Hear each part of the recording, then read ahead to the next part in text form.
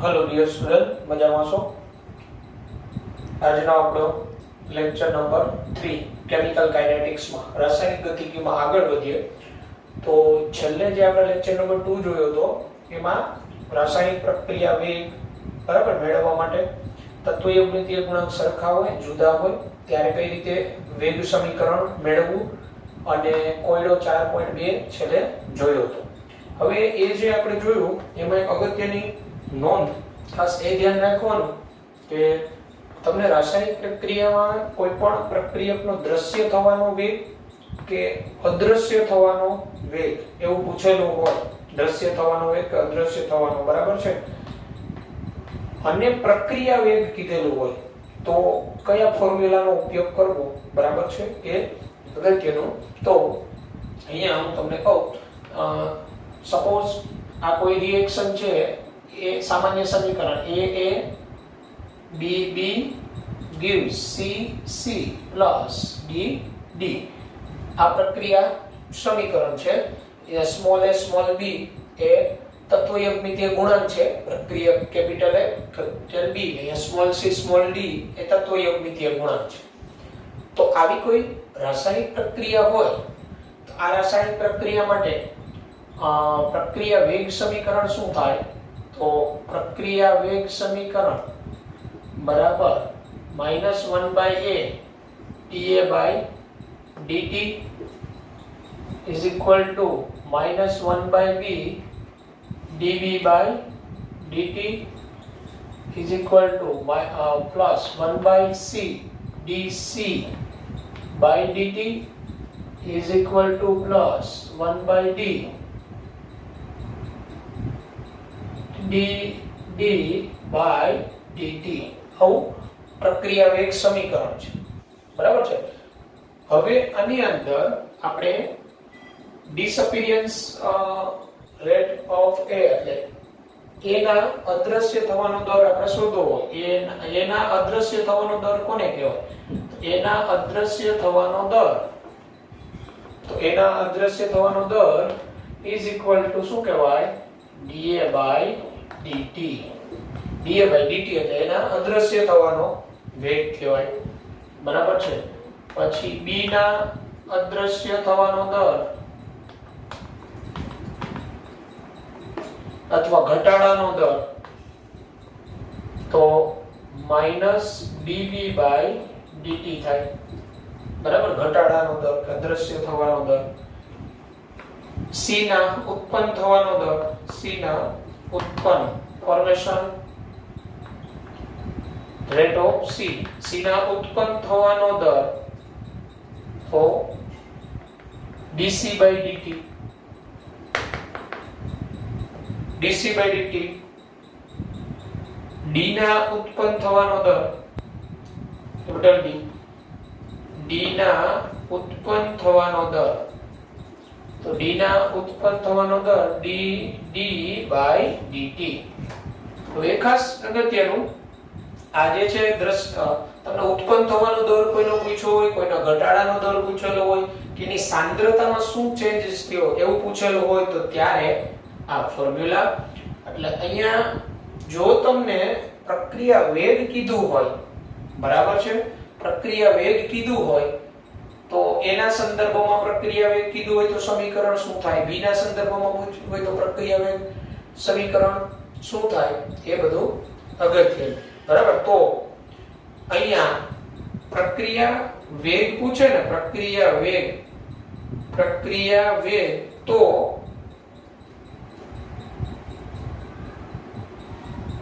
જે તે પ્રક્રિયક કે નિપજના, જે તે પ્રક્રિયક કે નિપજના દ્રશ્ય કે અદ્રશ્ય થવાના દર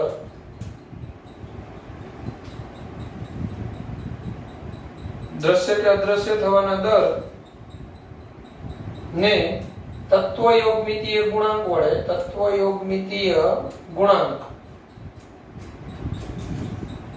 વડે ભાગવા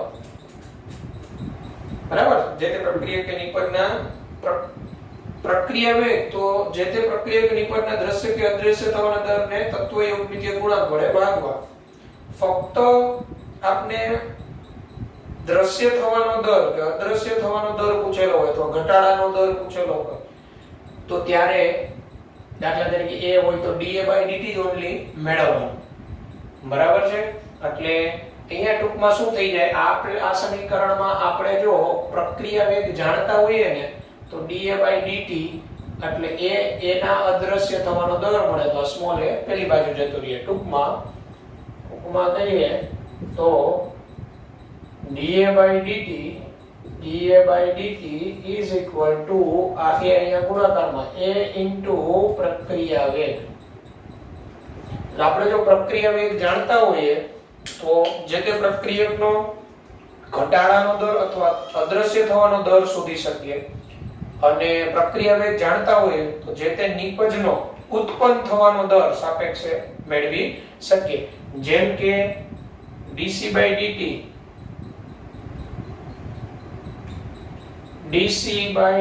તો dC/dt is equal to શું થઈ જાય તો અસર ગુણાકાર થઈ ગયો c into અહીંયા સ્મોલ c into પ્રક્રિયા વેગ.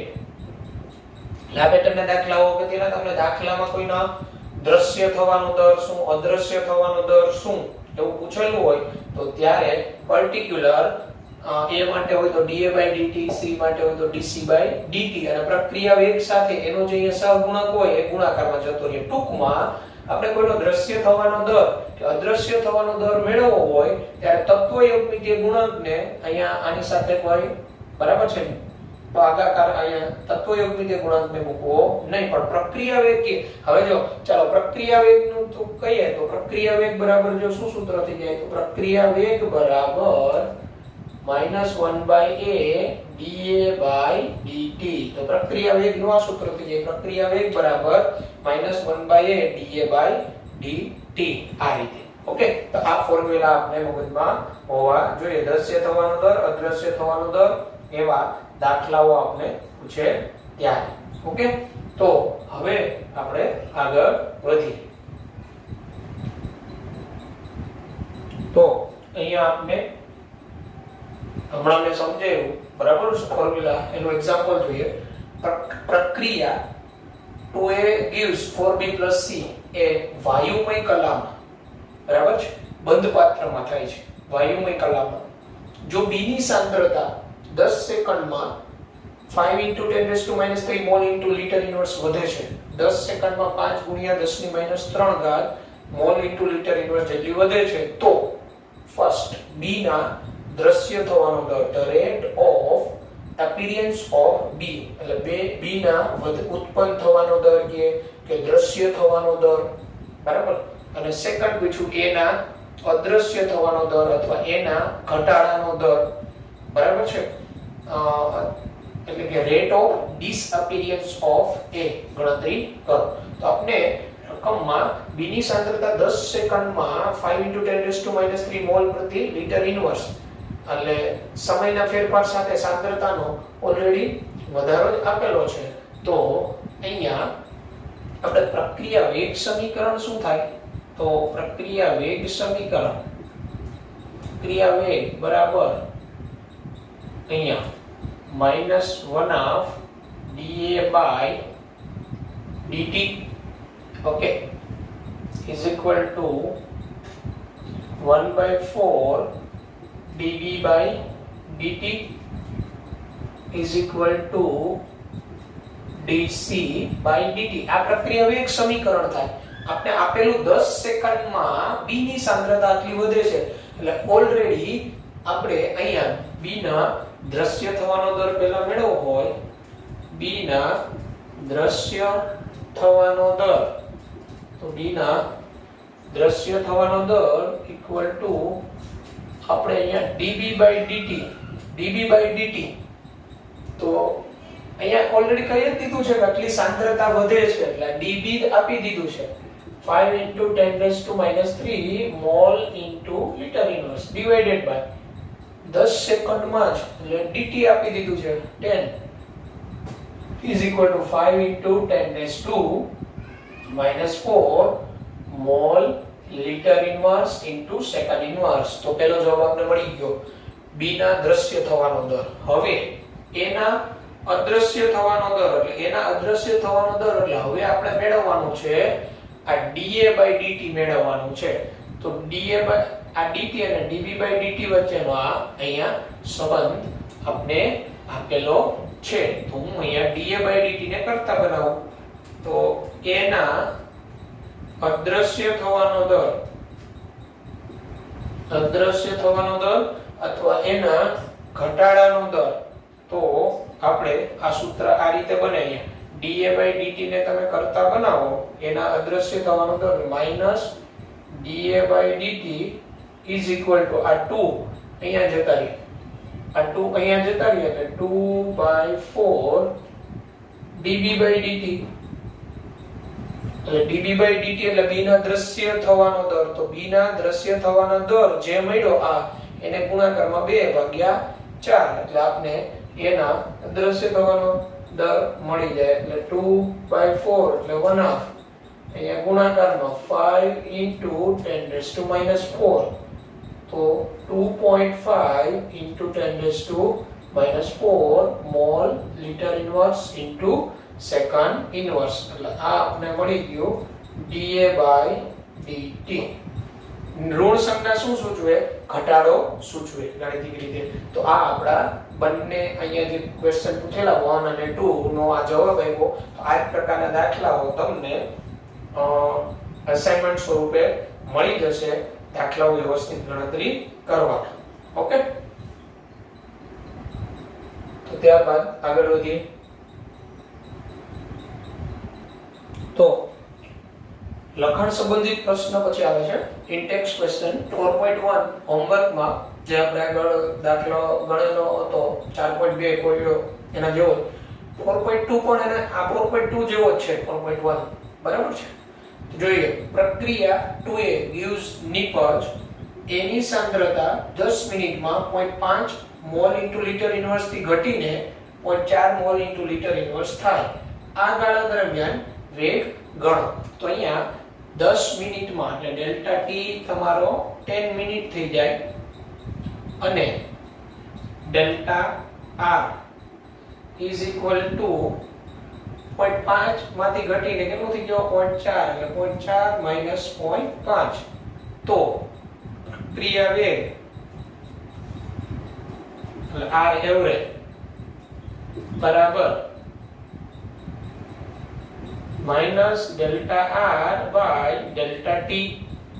delta r 0.4 minus 0.1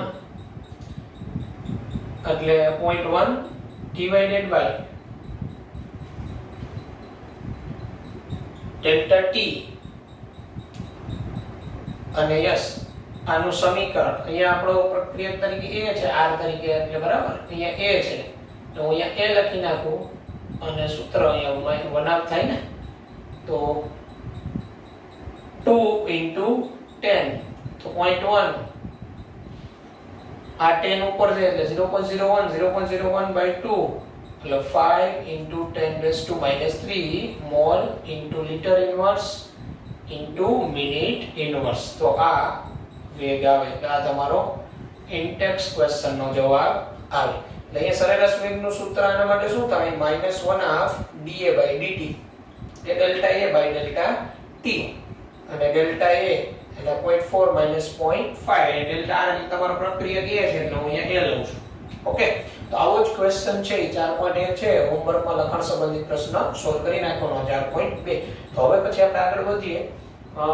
વેગ નિયમ કોને કહેવાય, વેગની અભિવ્યક્તિ કઈ રીતે કરાય, બરાબર છે, વિકલનીય વેગ સમીકરણ કોને કહેવાય, આ બધા આપણે પર્યાયો સમજવાના છે. ઓકે, તો ત્યારબાદ રેટ લો. વેગ નિયમ એટલે પ્રક્રિયાનો વેગ શાના પર આધાર રાખે છે? પ્રક્રિયાનો વેગ શાના પર આધાર રાખે તો આપણે આગળ પરિબળો જોઈ ગયા, બરાબર. વેગ નિયમ કોને કહેવાય? શોર્ટ બધા પર્યાયો છે સમજવાના છે. વેગ નિયમ રેટ લો તો પ્રક્રિયાના વેગને પ્રક્રિયકોની સાંદ્રતાના સંદર્ભમાં, પ્રક્રિયકોની સાંદ્રતાના ધ્યાનમાં લઈને રજૂઆત કરવામાં આવે એને વેગ નિયમ તરીકે ઓળખાય. પ્રક્રિયાના વેગને પ્રક્રિયકોની સાંદ્રતાના પર્યાયોમાં દર્શાવવાની રજૂઆત વેગ નિયમ તરીકે ઓળખાય. તેને વેગ સમીકરણ અથવા વેગ અભિવ્યક્તિ પણ કહેવામાં આવે છે. હવે પ્રક્રિયાનો વેગ આપને ખબર છે પ્રાયોગિક પરિસ્થિતિ જેવી કે પ્રક્રિયકની સાંદ્રતા, તાપમાન, વાયુઓની બાબતમાં દબાણ, ઉદ્દીપક વગેરે પરિબળો પર આધાર રાખે રાસાયણિક પ્રક્રિયાનો વેગ. બરાબર છે ને? રાસાયણિક પ્રક્રિયાનો વેગ એ તમે પ્રક્રિયકની જે તે અચળ તાપમાને પ્રક્રિયકની સાંદ્રતામાં વધારો કરો તો વેગ વધે, પ્રક્રિયકની સાંદ્રતામાં ઘટાડો કરો તો વેગ ઘટે. આપણે આગળ જ હમણાં ઉદાહરણો જોયા, દાખલાઓ જેમાં સરેરાશ વેગ તમને ખબર હોય તો શરૂઆતથી જેમ પ્રક્રિયકની સાંદ્રતા ઘટતી જાય એમ ઘટતો જાય. એટલે વેગ નિયમ કોને કહેવાય? તો રાસાયણિક પ્રક્રિયાના વેગને પ્રક્રિયકની સાંદ્રતાના સંદર્ભમાં રજૂઆત એને વેગ નિયમ કહેવાય. ઓકે, પછીનો પ્રક્રિયાનો વેગ પ્રક્રિયકોની સાંદ્રતા પર આધાર રાખે છે. આ વિધાન સમજાવો કે સાંદ્રતા પર આધાર રાખે છે. આ વિધાન સમજાવો કઈ રીતે? તો આપણે બધાને ખ્યાલ છે પ્રક્રિયાનો વેગ સમય જેમ પસાર થાય, જેમ જેમ પ્રક્રિયા આગળ વધતી જાય તેમ ઘટે છે. આપણે ઉદાહરણ 4.1 કોયડો 4.1 જોયેલો છે કે જેમ જેમ પ્રક્રિયા આગળ જતી ગઈ એમ વેગ ઘટતો જતો હોય. કારણ કે તો એનું કારણ શું વેગ ઘટવાનું? તો પ્રક્રિયકની સાંદ્રતા ઘટે છે. આથી ઉલટું જ્યારે પ્રક્રિયકની સાંદ્રતા વધે ત્યારે વેગ સામાન્ય રીતે વધે છે. આનાથી ઉલટું પ્રક્રિયકની સાંદ્રતા વધે તો વેગ સામાન્ય રીતે વધે. આ પરથી સમજાવી શકાય કે પ્રક્રિયાનો વેગ એ પ્રક્રિયકની સાંદ્રતા પર આધાર રાખે છે. પ્રક્રિયકની સાંદ્રતામાં વધઘટ કરતા વેગ પર અસર થાય છે એટલે કહી શકાય કે વેગ એ પ્રક્રિયકની સાંદ્રતા પર આધાર રાખે છે. ઓકે, ત્યારબાદ વિકલન્ય વેગ સમીકરણ તારવો. આ પણ એક શોર્ટ થિયરી છે. આ બધી શોર્ટ થિયરીઓ છે. વિકલન્ય વેગ સમીકરણ કઈ રીતે તારવીએ? આ કોઈ આપણું પ્રક્રિયા સમીકરણ છે. સ્મોલ a, કેપિટલ A પ્રક્રિયક છે, કેપિટલ B પ્રક્રિયક, કેપિટલ C અને કેપિટલ D નિપજો છે અને સ્મોલ a, b, c અને d પ્રક્રિયકો અને નિપજોના તત્વયોગમિતીય ગુણાંક છે. એની આગળ જે તત્વયોગમિતીય ગુણાંક મોલ પ્રમાણ દર્શાવીએ તો રાસાયણિક પ્રક્રિયાનો વેગ, હવે આની આ સમીકરણ છે તો પ્રક્રિયકના સંદર્ભમાં વેગ કઈ રીતે રજૂઆત કરાય? તો વેગ is directly proportional to a ની સાંદ્રતાની x ઘાત b ની સાંદ્રતાની y ઘાત. આ રીતે a raised to x small x b raised to small y. આ જે x અને y હોય ને, બરાબર છે, એને પ્રક્રિયા ક્રમ કહેવાય. એ જે x અને y a ની સાંદ્રતાની ઘાત અને પ્રક્રિયા ક્રમ એની પણ આપણે વાત કરીશું. એ યાદ રાખો અગત્યનું, જ્યાં ઘાતાંક x અને y એ પ્રક્રિયકોના તત્વયોગમિતીય ગુણાંક a અને b હોય કે ન પણ હોય. કહેવાનો મતલબ અહીંયા જે ઘાત લેવામાં આવે એ આ સહગુણક હોઈ શકે ન પણ હોય. અગત્યનું ખાસ. એટલે આપણે સંતુલન અચળાંક k નું સમીકરણ બનાવતા હતા એમાં જે તે પ્રક્રિયકની સાંદ્રતાની ઘાતાંક શું થતી હતી એની આગળનો સહગુણક. પણ વેગ રજૂઆતમાં આ વેગને અહીંયા રજૂ કરીએ ત્યારે આ તત્વયોગમિતીય સહગુણક, તત્વયોગમિતીય ગુણાંક અહીંયા હોઈ શકે ન પણ હોય. એ આપણામાં આગળ જતા પછી સમજીએ. બરાબર? એટલે ખાસ અહીંયા જે ઘાતાંક હોય એ આ તત્વયોગમિતીય ગુણાંક હોઈ શકે ન પણ હોય. એટલે હંમેશા એવું નહીં કે અહીંયા જે સહગુણક હોય એને અહીંયા ઘાત કરી દેવો. બરાબર? એ તો પ્રાયોગિક રીતે નક્કી થતું હોય. તો ચલની નિશાની દૂર કરીએ, આ ચલની નિશાની દૂર કરીએ તો વેગ બરાબર k ઇન્ટુ a ની સાંદ્રતાની x ઘાત b ની સાંદ્રતાની y ઘાત. અને આ વેગ બરાબર, આ વેગ એટલે આપને ખબર છે એકમ સમયમાં સાંદ્રતાનો ફેરફાર. એટલે આને લખી શકાય dr/dt માઈનસ નિશાની એ સાંદ્રતાનો ઘટાડો થાય છે. Minus dr/dt k into a ની સાંદ્રતાની x ઘાત b ની સાંદ્રતાની y ઘાત. એટલે આ રીતે આ જે આપણે દર્શાવ્યું આ સમીકરણ માટે એનો આ વિકલનીય વેગ સમીકરણ કહેવાય. વિકલનીય વેગ સમીકરણ. બરાબર છે? x અને y ને આ સહગુણક સાથે કોઈ સંબંધ હોતો નથી. સહગુણક હોઈ શકે ન પણ હોય. એટલે આ બાબત આપણે ખાસ ધ્યાનમાં રાખીશું. ઓકે, વેગ નિયમ એ સૈદ્ધાંતિક રીતે નહીં પરંતુ પ્રાયોગિક રીતે નક્કી કરવો જોઈએ. આપેલ વિધાન સમજાવો. એટલે આપણે જે હમણાં વેગની રજૂઆત કરેલી, વેગ ડાયરેક્ટલી પ્રોપોર્શનલ ટુ પ્રક્રિયકની સાંદ્રતાનો x ઘાત અન્ય પ્રક્રિયકની સાંદ્રતાની y ઘાત. બરાબર? તો એ જે છે હકીકતે સૈદ્ધાંતિક રીતે નહીં પ્રાયોગિક રીતે નક્કી થવું જોઈએ. આ વિધાન સમજાવો. તો જો સમજીએ. ઉદાહરણ તરીકે અહીંયા આપણે એક સમીકરણ આપેલું છે 2NO gas O2 gives 2NO2 gas. આપેલ પ્રક્રિયા માટે વેગ સમીકરણ નીચે મુજબ. આ પ્રક્રિયા માટેનું વેગ સમીકરણ આ રીતે થાય: વેગ બરાબર k NO ની સાંદ્રતાની 2 ઘાત O2 ની સાંદ્રતાની 1 ઘાત. બરાબર? આ k ને વેગ અચળાંક કહેવાય. શું કહેવાય? રેટ કોન્સ્ટન્ટ, વેગ અચળાંક k. અને k નું મૂલ્ય તાપમાન પર આધાર રાખે. તાપમાન બદલાય, વેગ અચળાંક બદલાય. અહીંયા આ જે સમીકરણ છે, આ વેગ સમીકરણનું વિકલન સ્વરૂપ કે તો વિકલન સ્વરૂપ, તો આનું વિકલન સ્વરૂપ એટલે dr/dt dr/dt. આમાંથી જે રિએક્ટન્ટ લઈએ is equal to k NO ની સાંદ્રતાનો વર્ગ O2 ની સાંદ્રતાનો વર્ગ. તો અહીંયા તમે જોશો તો આ સાંદ્રતાના ઘાતાંક ઈ જે તે તત્વયોગમિતીય ગુણાંક છે. આ સમીકરણમાં એવું જ છે કે અહીંયા જે તત્વયોગમિતીય ગુણાંક આવ્યો એ જ એની ઘાતાંક થયો. બરાબર છે?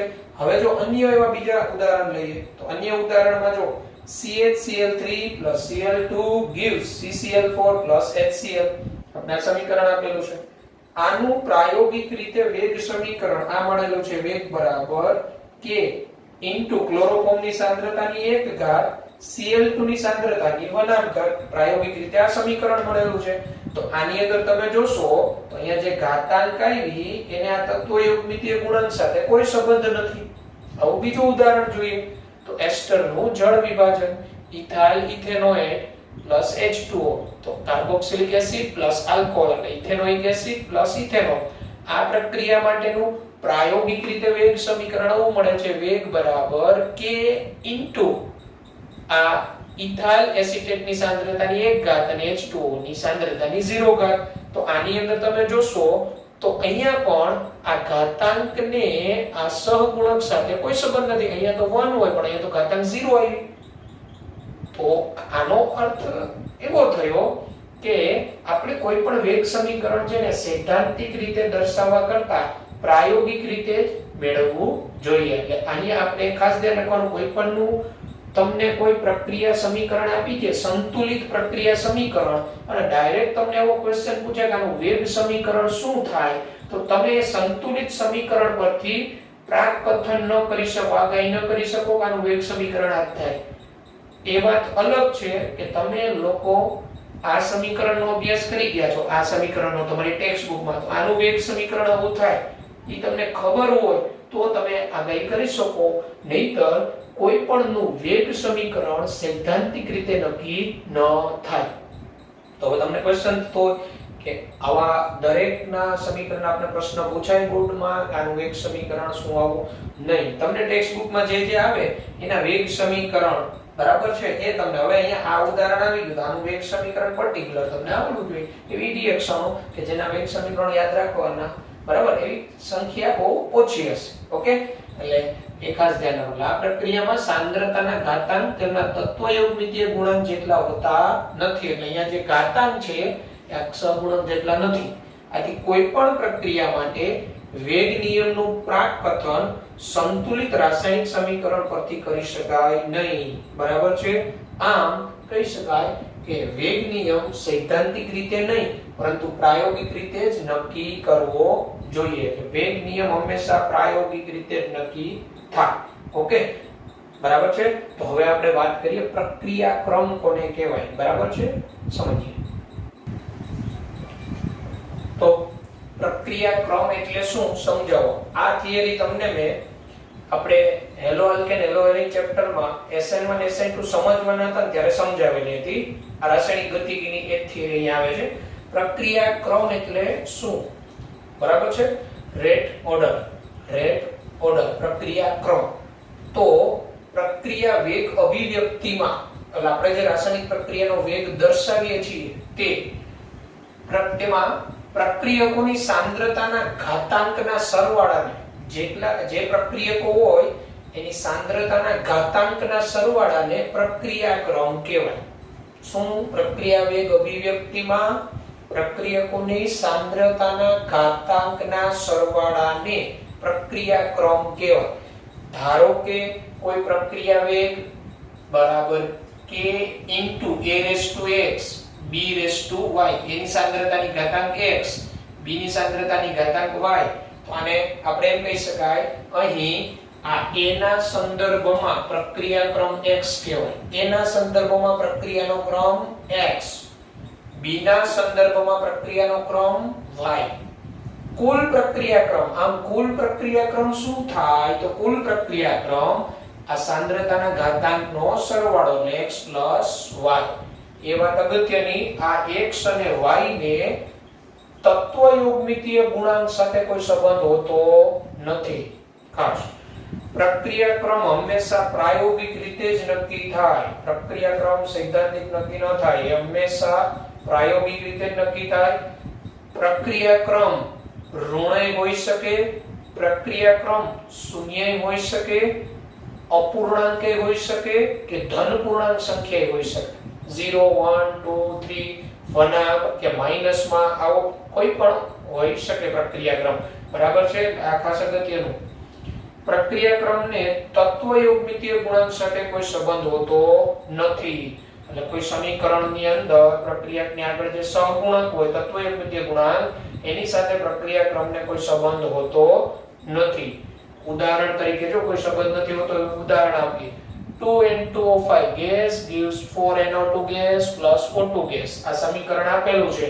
અહીંયા N2O5 નો તત્વયોગમિતીય ગુણાંક 2 છે. આનો તત્વયોગમિતીય ગુણાંક 2, પણ આ પ્રક્રિયાનો ક્રમ 1 છે. આ પ્રક્રિયા પ્રથમ ક્રમની પ્રક્રિયા છે.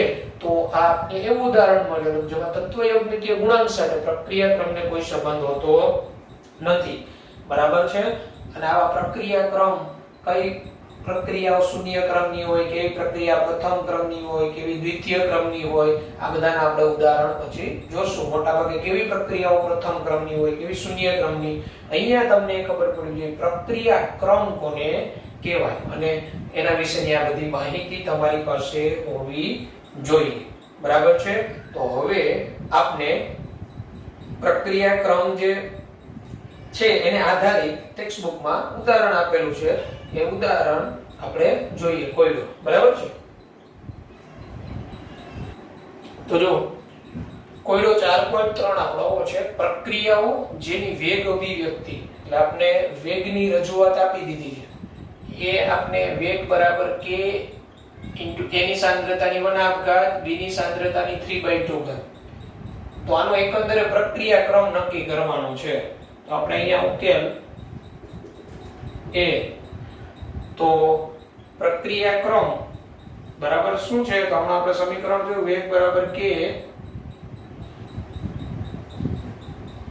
અહીંયા આની જે ઉપરની ઘાત હોય અહીંયા વેગ બરાબર k a⁻1/2 b⁻3/2.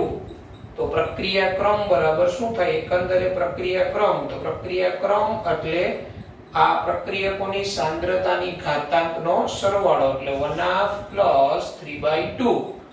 તો 1/2 + 3/2, તો અહીંયા આનો પ્રક્રિયા ક્રમ કેટલો થશે? 2.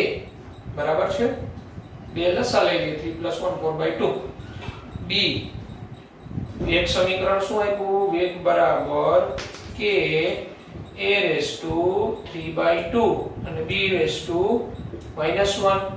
તો આનો પ્રક્રિયા ક્રમ, તો પ્રક્રિયા ક્રમ બરાબર 3/2 - 1. તો અહીંયા જાય તો 3 - 2/2, 3 - 2/2 એટલે 1/2. તો આનો પ્રક્રિયા ક્રમ કેટલો થાય? 1/2 એટલે 0.5. તો આ રીતે તમને કોઈ વેગ અભિવ્યક્તિ આપેલી હોય, આવી રીતે વેગ અભિવ્યક્તિ આપેલી હોય અને પ્રક્રિયા ક્રમ પૂછે તો પ્રક્રિયકોની સાંદ્રતાના ઘાતાંકનો સરવાળો. અહીંયા તમને એમ પૂછ્યું હોત કે a ના સંદર્ભમાં પ્રક્રિયા ક્રમ શું થાય? તો અહીંયા a ના સંદર્ભમાં પ્રક્રિયા ક્રમ 1/2 એટલે 0.5 થાય. b ના સંદર્ભમાં પ્રક્રિયા ક્રમ શું થાય? તો 3/2 એટલે 1.5 થાય. એમ એવી જ રીતે અહીંયા આની અંદર એના સંદર્ભમાં 3/2, b ના સંદર્ભમાં -1. કોઈની પ્રક્રિયકની સાંદ્રતાની શૂન્ય ઘાત હોય, પ્રક્રિયાક્રમ શૂન્ય હોય, એનો અર્થ શું થાય? એનો અર્થ એવો થાય કે એ રાસાયણિક પ્રક્રિયાનો વેગ પ્રક્રિયકોની સાંદ્રતાથી સ્વતંત્ર છે. એટલે એ શૂન્ય ક્રમની પ્રક્રિયા હોય એમાં પછી પ્રક્રિયકની સાંદ્રતામાં ગમે તેટલો ફેરફાર કરો, વેગ પર કોઈ અસર થતી હોય નહીં. આ યાદ રાખવું. તો અહીંયા સુધી આપણે રાખીએ, પછીના લેક્ચરમાં આપણે આગળ વધીશું. Okay, good bye, take care.